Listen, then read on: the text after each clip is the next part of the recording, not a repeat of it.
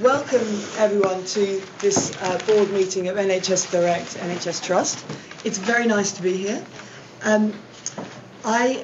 As you know, we're streaming the board on the web today, as we have been doing for the last couple of meetings.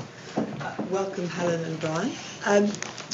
We're learning by doing on the web streaming, so we're learning what works. One of the things we're learning is that the noise of us shuffling our papers is very loud on the web. So we're going to try to keep our paper shuffling to a minimum. I'm going to try today to see whether it works, introducing people as they speak, so that our viewers on the web know who's speaking. We'll see whether that feels very clunky and inhibits the conversation, but I'll give it a go. And I'd like to remind people who are watching on the web, if they can, to complete the online questionnaire about what the web experience was like for them, so that we can carry on improving. Okay, so we have apologies for absence. Actually, before I go there, I just want to note that the service review paper, which is item 7.6 in the agenda, will be taken in the private part of the meeting because it's got sensitive information in it. So we have apologies for absence from Tim Heyman, who's away, and Trevor Jones, who's moving house. So our thoughts are with Trevor, I think. And Sue Hunt, who's also non-executive director, is travelling in and told us that she might be slightly late. I haven't had any declarations of interest.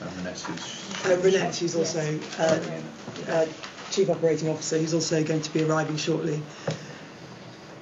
I haven't had any declarations of interest about anything on the agenda. Are there any declarations now? No? Okay. We should pick any up as we go along if there are any that occur to people. Can we then just move straight on to the minutes of the previous meeting?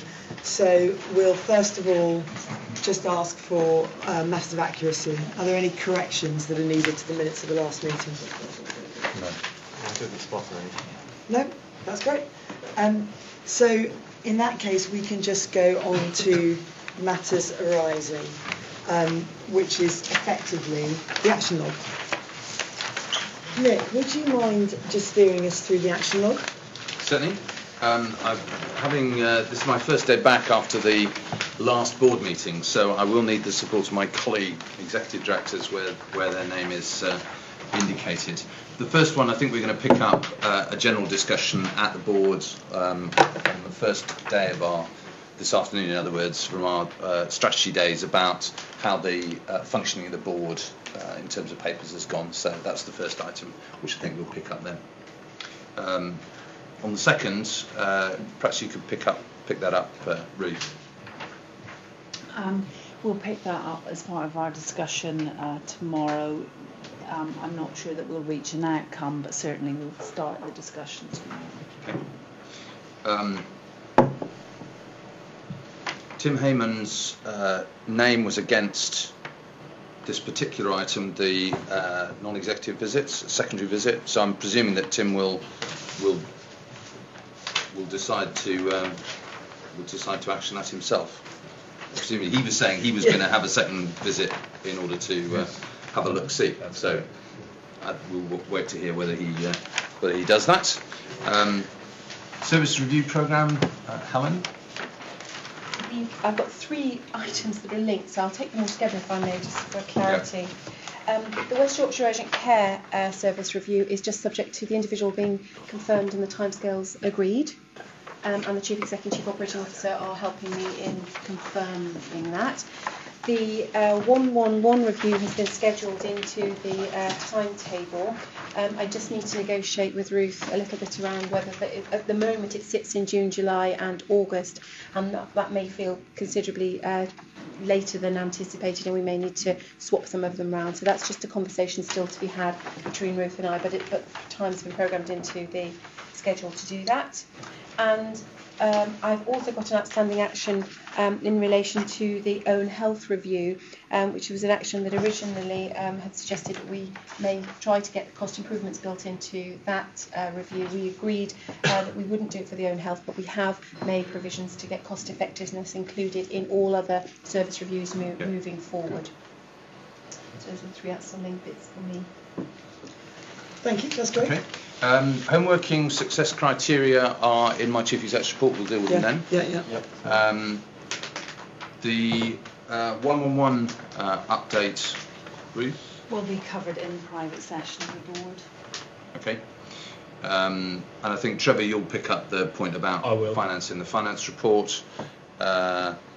10-year service awards, Roger? It wasn't about 10-year service awards, it was actually about... They were raised at the 10-year service awards. Yes, it was about grievances that emerged from the roster options. It's in the Chief Executive report, but I can pick it up now if you prefer. Why do we put it in the Chief Executive's report? Okay. And I think that's all of the items on the action list. Okay, does anybody have any questions or issues about the action log? No? Okay. Fantastic. Well, let's move on to my favourite moment of the meeting, which is my chair's engagements. I'd like to pick up on a couple of things in this item. So, first of all, I'd like to welcome Stephen Duncan, who's our new non-executive director, joining us now. I spoke about this in an elliptical fashion last time we met, about how pleased I am in the outcome of our last non-exec recruitment round. We had a fantastic field. It was a really difficult choice. I know we've made the right one. And Steve joins us, having recently been executive director of Boots, so he's got fantastic experience. He's going to be a really important board member. So that's a very nice thing to be able to do. We have, welcome Steve. We have a couple of other changes. We're welcoming Liz Eckert, who's sitting at the bottom of the table over there. Liz joins us as our new Associate Director of Corporate Business, and she has most recently been on secondment from the East of England Ambulance Service to the East of England Strategic Health Authority as their 111 programme person. So she has a lot of relevant experience, and she is very welcome, and we're really glad to have her. That's very positive.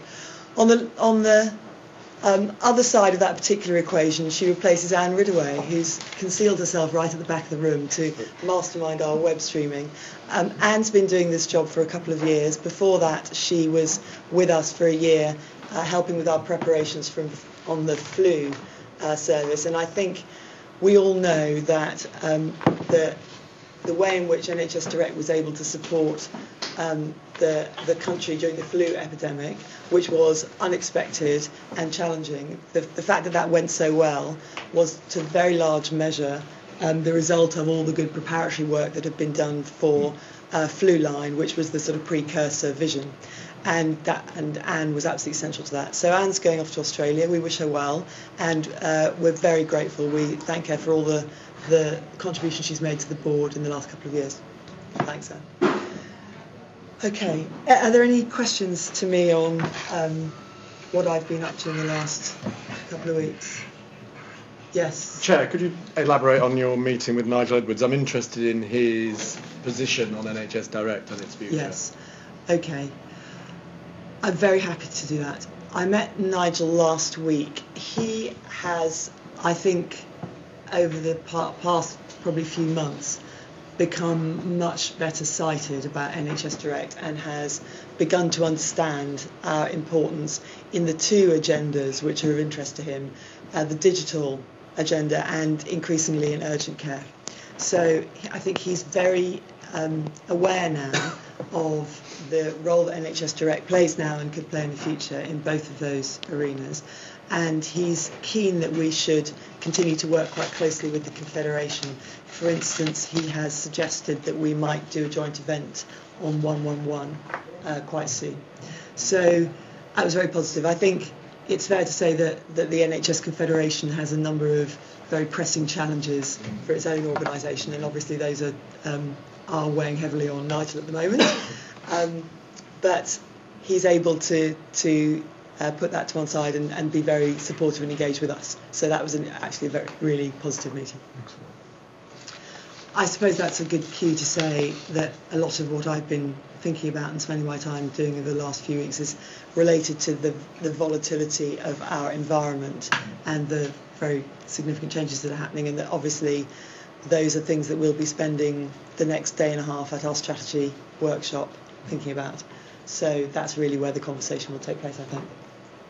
Thank you. Okay.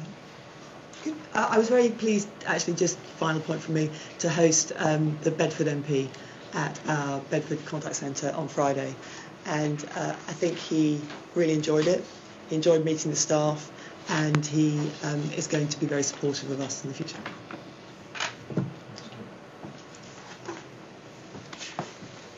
All right, let's move on then into serious business. Chief Executive's report. Okay. Nick, this has been created for you in your absence, so it has. You'll be. It's been perfectly formed in my absence. So again, I may call on others to help me out. Unfortunately, Renette is not here for the first item, where I'm sure she's much more closely cited on what the results of the let's test hold is. it then. Let's come back to it. But it says that we'll bring back a report for information. I think we should have that discipline, because it is one of those things that can sit in the background, and unless we actually keep top level sight on it, it can drift. So I'm not suggesting it has, but we'll bring that back at the next board meeting with a bit more substance. Okay, and I'd like to ask a question on that, which we can roll forward, which is what's our view on the likelihood of flu being a big problem this year, and how well prepared are we for that? So perhaps that could be part of it. Yeah. Just one thing. Yeah. It's topical. So today on the news, the national pandemic was raised as a national security issue. Yes. And I just thought that was quite intriguing, and maybe something that should be just considered. Yes. How it's on that list and what the implications are. Right? Yes. I only heard it today, so I was quite surprised it was a national security issue. But I can see maybe it would impact on the country as a whole, population, and the ability to respond. Yeah. But anyway, let's ask Renette to comment on that when she brings her report back. It's a topical point. Okay. Indeed. The second item is just it's routine, but it reflects well on our day-to-day operations, that we've continued to meet the criteria for CCA accreditation.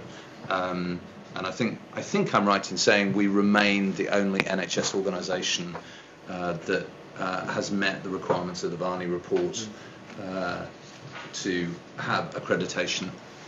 Very good. Well done. So it's an important element.